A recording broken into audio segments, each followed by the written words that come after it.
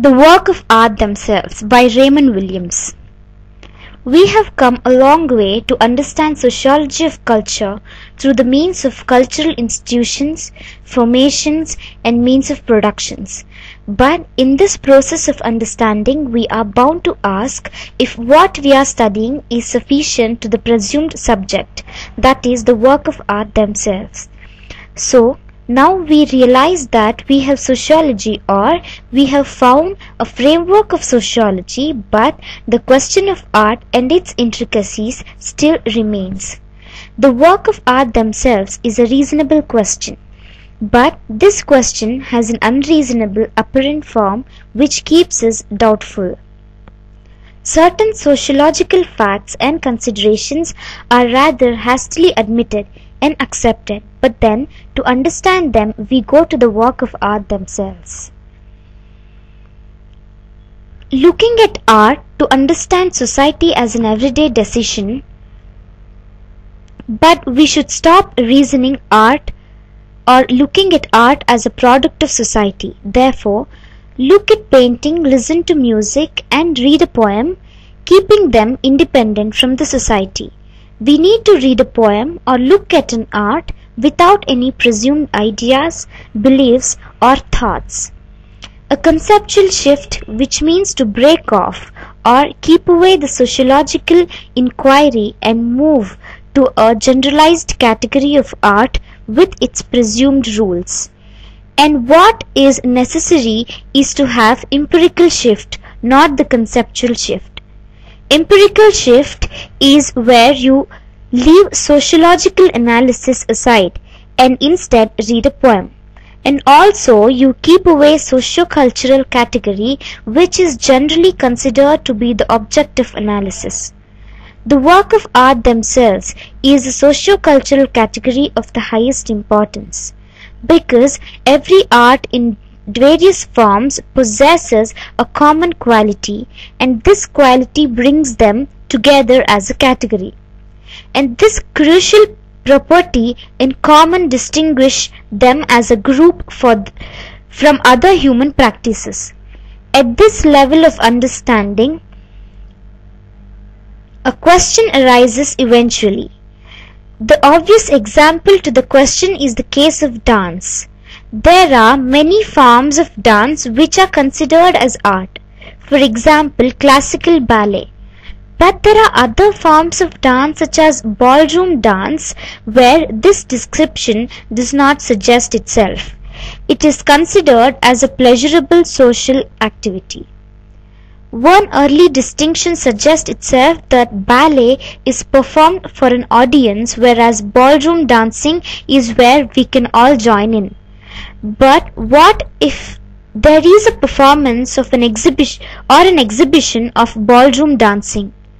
The next distinction suggests itself that ballet is a higher and more developed form of dance, whereas ballroom dancing is at margin. But then consider folk dance. It is ordinarily less developed, yet folk dance is regularly presented in certain kinds of exhibition and performance. Here is a question of art as performance, or is art for the sake of performance? If you say yes, then what do you consider cave painting as? The artists did not have any intention of performance, so in this basis we cannot deny that cave painting as an art. Art gains its status because of its superlative material execution is a question. It is, of course, a crucial question, not because it delimits art. So when we take superlative material execution as a criterion to consider a work as an art, the work of engineering also come on the way. So this cannot be the only criterion. The work of art is confined to a single term, that is aesthetic. The term aesthetic through of the 18th century, its tentacles have spread in different ways as the creative art creative effect, etc. Aestheticism includes beauty, harmony, proportion, and forms. Aesthetics is dependent on two major factors. One is the process and the other is response. So it is a response of the human testimony. Work of art, when considered under the area of aestheticism, mere color, form, harmony, rhythm, proportion do not become primary. But again, the interaction between the process and responses works. The criteria of beauty differences starting from the dread to gardening. Hence, full definition of art is not possible. Art captures all areas of human thought. The thought includes values, truths, ideas, observations. Therefore, the aesthetic perception surpasses even the limits of beauty. There is another problem from the categorization. This problem lies in the practice because of the values and presumed values.